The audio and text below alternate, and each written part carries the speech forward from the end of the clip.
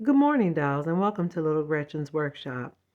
Now, in some earlier videos on my channel, I made some luggage using a binder clip, which is what I did in this instance. And I realized the new dolls that I'm working on that are coming to the rooming house for the wedding are actually going to need luggage as well because I had used up the previous luggage for all the other guests in the house.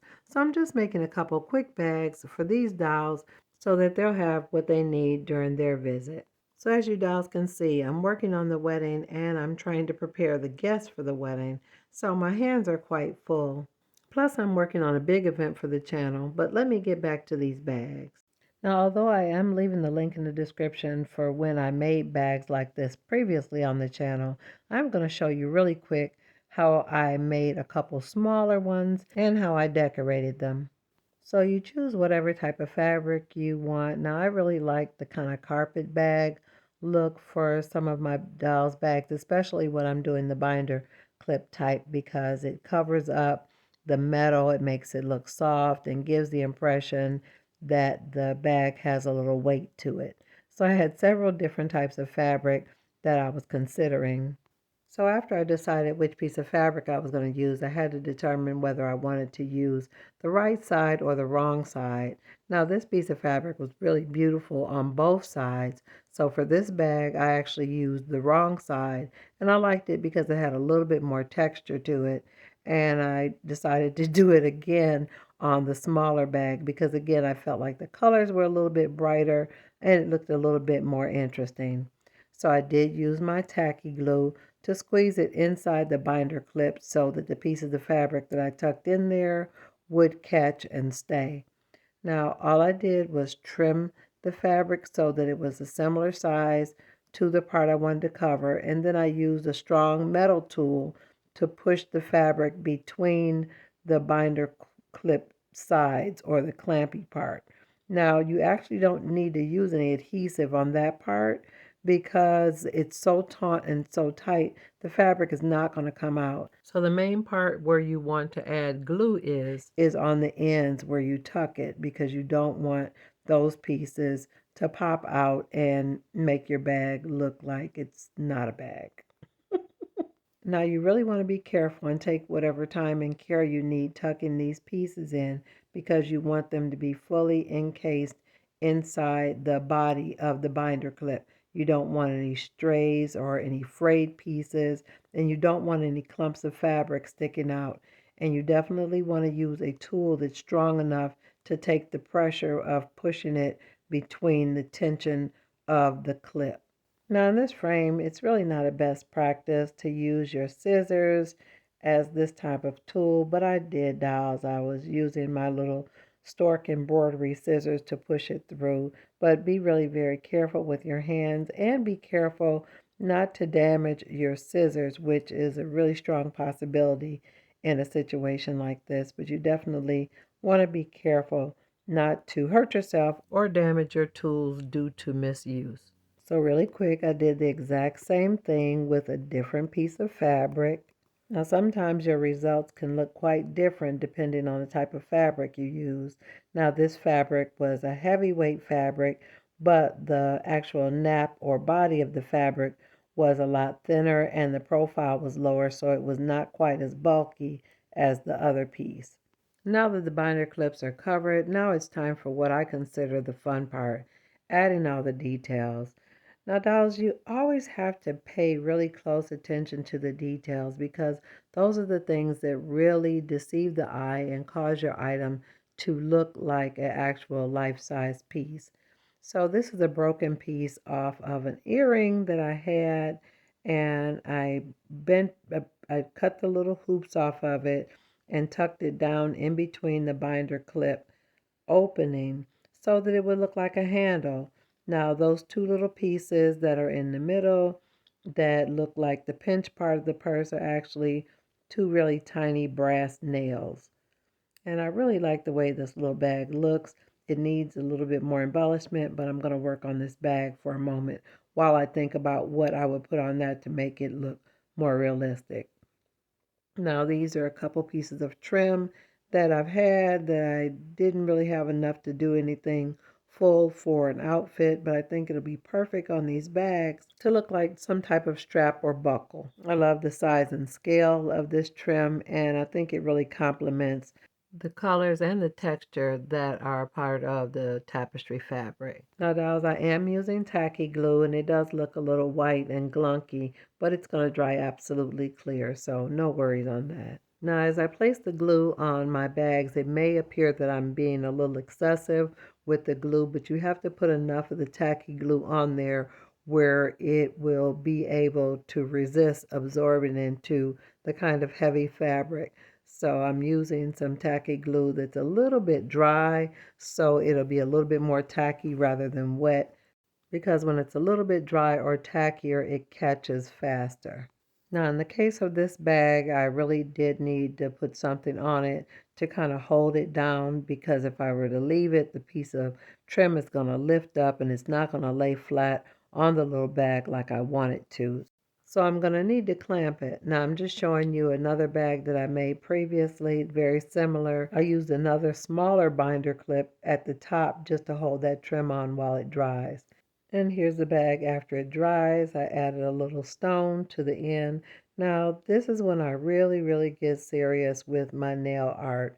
Now I will leave links in the description from some of the materials that I used, but all types of nail art is really wonderful for 12 scale miniatures, because if it's small enough to fit on a fingernail, it's perfect for 12 scale.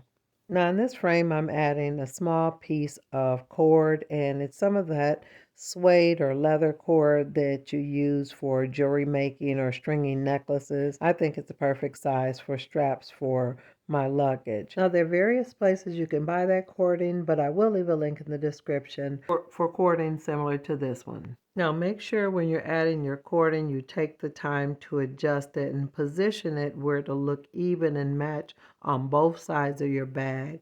You don't want it to look mismatchy or out of alignment, because that'll really ruin the realism. And now, for whatever reason, I always struggle with this part, although I really like this part. It annoys me that the glue doesn't catch faster. Now, I really like the tacky glue because it dries clear and you can't see it, but the time between waiting for the glue to catch and take hold so I can move on is really challenging for me, dolls. But you do have to hold it for a few seconds and just give the glue time to take. Try not to get frustrated. Now here I was bothered by the way the glue was looking. It was looking kind of white and smudgy, and I was worried about it making my bags look bad, but in the end it dried clear. You couldn't see it. It didn't leave any spotting or staining, but take your time, be as neat as possible, and don't get frustrated by little smudges, because it's going to dry clear. It'll work out fine. So I gave the little handles on the bag a couple seconds to dry, and then I went on to add my additional embellishments. Now, these are some little rings that I actually use for the doll's earrings and for Marguerite and Saudi's wedding rings or wedding bands, but I'm also using them to be like the buckles or rivets on my luggage. Now, I did add the rings on first with the tacky glue and allowed it to dry, and then came up with a new idea. Now, after I allowed the little gold rings to dry, I came back and put an additional little dab of glue in the middle of the little rings. And then I turned around and added the little gold stud to the center of that. And I thought that looked really cute, dolls. I added a small rhinestone to the front. I thought that looked pretty. It looked like a buckle. And I think that looks pretty cute.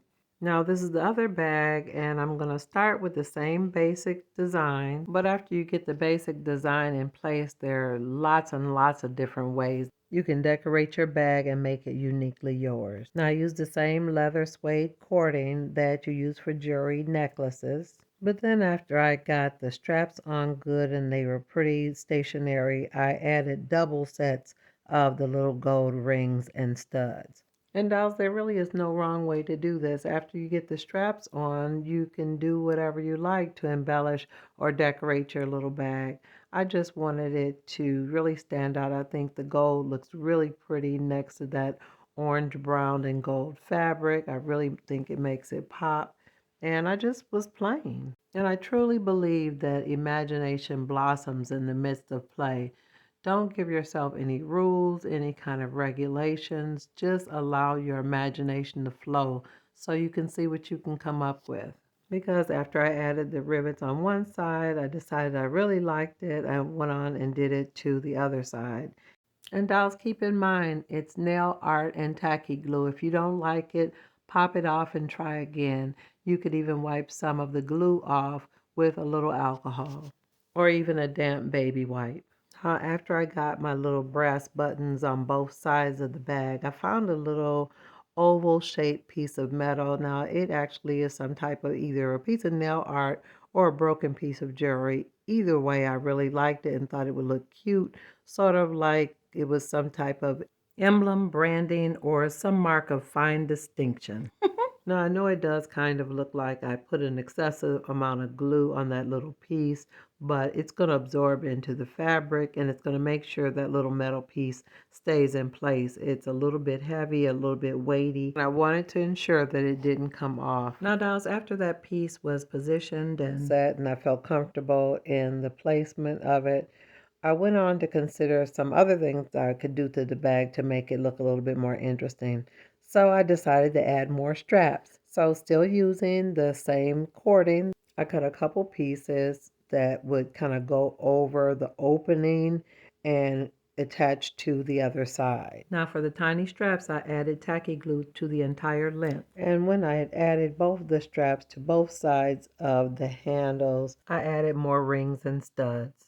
So I just want to remind you, dolls, that sometimes beautiful things can come out of what appears to be chaos. Now, dolls, if you enjoyed this video today and want to see more content like this, make sure you subscribe and always look for me on Mondays and Wednesdays after 7:30 p.m. Eastern Standard Time. I truly appreciate you, dolls, coming here to be with me and allowing me to share, and I sure would like to know what you think in the comments. But more than anything, I'm looking forward to seeing you on the next episode of Little Gretchen's Workshop. Bye-bye now, dolls.